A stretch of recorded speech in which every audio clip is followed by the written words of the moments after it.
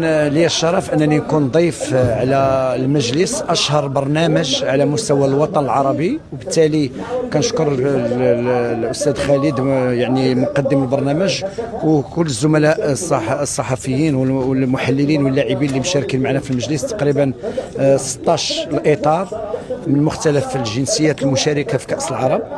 اليوم تقريبا الحلقه اللي كانت شويه سخونه، علاش؟ لانه احنا ما تقبلناش كصحفيين وكاللاعب السابق للمنتخب التونسي واللاعب الجزائري واللاعب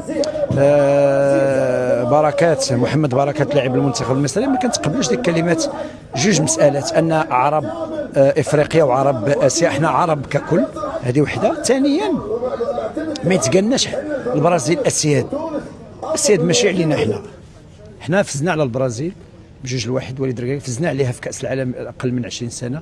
شفنا كيفاش تلعبوا بينا في كاس العالم ديال اقل من 17 سنه، وبالتالي حنايا اللي اسياد على البرازيل. الا كان اسياد على اللي قالها، اما حنا ماشي اسياد علينا.